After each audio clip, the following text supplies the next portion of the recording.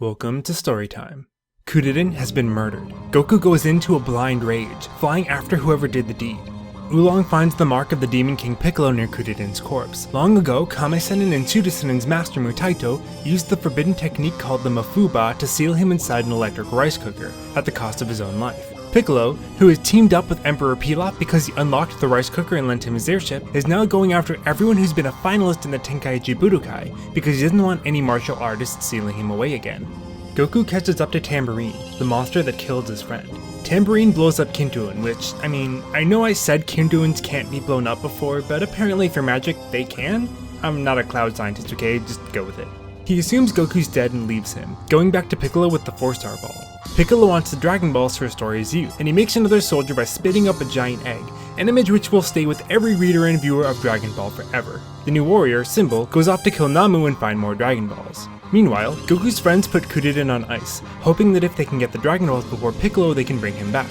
Goku wakes up in the jungle, stealing some fish that belong to Yajirobe, a gruff swordsman with a Dragon Ball necklace. The two fight and Goku is amazed at how tough he is, which is going to be hilarious in retrospect later. Symbol shows up for Yajirobe's Dragon Ball, but he kills and then straight up eats him, because Yajirobe don't mess around. Piccolo feels Symbol die and sends Tambourine after them, but Goku obliterates him too.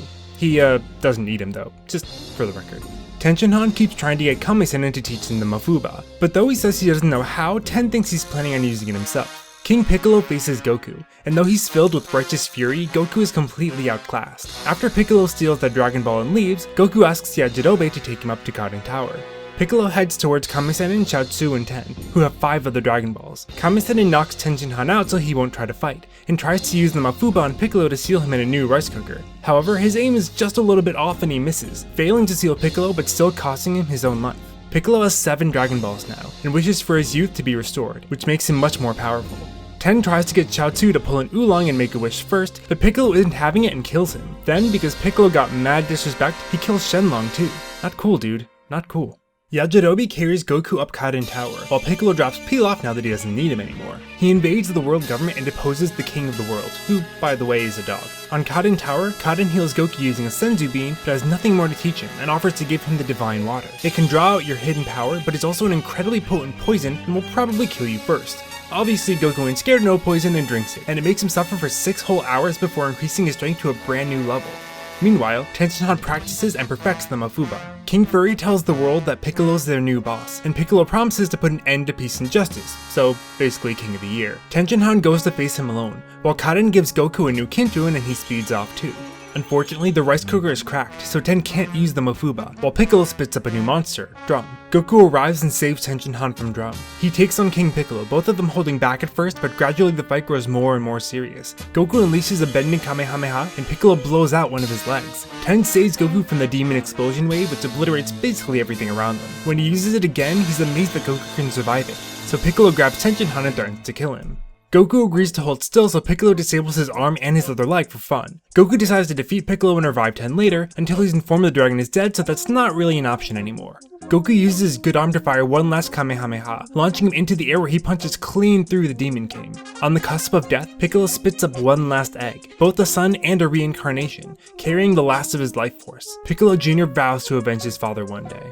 Yajirobe takes Goku back to Karin, who gives him the heartwarming news that anyone killed by a demon won't be able to pass on to the afterlife. He suggests that Goku ask the one who created Shenlong to revive him, that of course being none other than the Kami, or God, of Earth. As it happens, there's actually another part of the tower, and Goku's extending Yoibo staff is actually meant to take you to the top. After retrieving the staff and letting his friends know that he's alive, he sticks it on top of Karin Tower and goes up to Kami's sanctuary. It's there that Goku meets Mr. Popo. If Goku wants to meet Kami, he has to fight Mr. Popo first, but Goku can't even touch him. Goku's determined to train at the high altitude until he can beat Mr. Popo, but Kami agrees to meet with him anyway. Goku freaks out at first because he looks just like Piccolo, but Kami explains that he and Piccolo used to be one being. They ascended Karin Tower to train with the Kami of the time, but he ended up dying. He wanted to become Kami's successor, but there was evil inside him that made it impossible. He trained hard as a martial artist to excise his darkness, and that darkness ended up becoming Piccolo. Kami agrees to revive Shenlong. Though he's disappointed that his Dragon Balls that were meant to give people hope have been used for greed, he knows that Goku has always used them for pure motives. Goku wants to go down and see his friends come back, but Kami tells him he needs to stay and train until the next Tenkaichi Budokai. He can sense that Piccolo Jr. is going to come after him for revenge. What he doesn't tell Goku is that Kami's fate is inexorably linked with Piccolo's, the link having been transferred to Piccolo Jr. Jr., meaning that if one dies, so does the other. While Goku begins his training, back on Earth, Bulma and co have all the Dragon Balls and bring back all the martial artists killed by the Demon King and his minions. Everyone trains harder for the next 3 years, and they all meet up at the Budokai, where Goku shows off the growth spurt that has made him looking like an actual adult. Goku mentions that Kami removed his tail permanently, so he could restore the moon. Goku and Ten notice Piccolo, who registers as Demon Jr. A cute girl who Goku has probably never met before says hi, but seems mad when he doesn't recognize her. They also see Tao Pai Pai, who, if you'll recall, got pretty exploded, but is now a cyborg. A masked Yajirobe fights an unassuming normal guy named Shen in the preliminaries, but somehow loses. Xiao uses his psychic powers to make sure everyone's numbers are spread out so they can all fight each other during the finals. The first match is Tenshinhan versus Tao Pai Pai. Tao Pai Pai, being Two Descendants' younger brother, wants to kill Ten for betraying the Crane School. Goku is impressed with how much Tenshinhan has improved, and Kuririn and Yamcha reveal that they all trained with Master Karin. Tao Pai Pai uses a hidden blade to cut Tenshinhan's chest, and when he's disqualified, the assassin decides to just kill him anyway. But Ten's way better, cancelling the new Super Dodonpa with just a ki-eye, or a shout, and knocking him out. Goku next fights the mystery girl, who is still livid with him. After he defeats her, she reveals he's the grown-up Chi-Chi, who of course Goku promised to marry thinking she was talking about food. Goku, being a stand-up guy, agrees to marry her on the spot since he did promise. Piccolo is impressed by Kuririn but uses his extending limbs and demon techniques to beat him. Next up is Yamcha and the clumsy Shen, who is constantly tripping and seemingly landing all his hits by accident. When Yamcha reveals his new Sokidan, a chi bullet he can move around at will, Shen decides to get serious for a moment and knocks Yamcha out. Goku and Tenshinhan have a rematch, and though it looks even at first, Goku reveals he's been wearing weighted clothes during his training with Kami. Once he drops it, his speed increases greatly, so Ten uses the Shishin no Ken, creating 3 copies of himself. In response, Goku steals the Taiyoken move and blinds them all before taking them out one by one and winning the match. The last semifinals match is Shen versus Piccolo. Goku realizes that Shen is actually Kami stealing a human body. Kami has sensed that Mr. Popo told Goku that killing one will kill the other, so that Goku will avoid killing Piccolo to keep Kami alive, so he wants to try to do the job himself. Shen reveals his true identity to Piccolo before attempting to use the Mafuba on him, trying to seal him without having to die himself. Unfortunately, Piccolo was ready for this and uses the reverse Mafuba, sealing Kami instead. This leaves Shen unconscious, so he's declared the loser, and when he wakes up, he assumes he was just drunk. Piccolo swallows the bottle with Kami in it. The finals, of course, are Goku versus Piccolo. The two go all out from the beginning, throwing strikes and chi attacks around like it's nothing. Goku counters the exploding demon wave with a powered-up Super Kamehameha. Goku reveals to the crowd that he's the same as the Demon King, and everyone freaks out and runs away, because apparently they thought that him looking basically identical to him was just a coincidence or something. The only ones who stay are Goku's friends and the announcer, who will keep commentating the match at the risk of his own life because he's a pro. Piccolo grows to a giant size, and Goku taunts him to grow larger and larger till he can jump down his throat and grab the bottle so they can release Kami.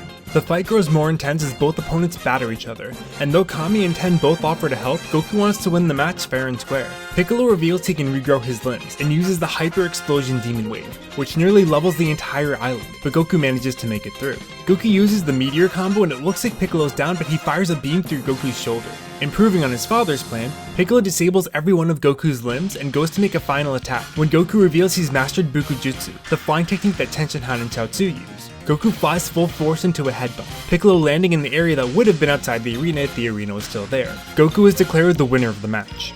Kami wants to kill Piccolo, but Goku insists that if he does anything bad, Goku will just stop him again. He also reveals that the Dragon Balls would have disappeared forever if their creator had died, which Kami had lied to everyone about. Kami is ashamed, but Kami-sen notes that everything that's happened so far was due to the Dragon Balls, and the world is at peace now, so everything's cool. Goku heals himself and Piccolo, who vows to beat him the next time they fight.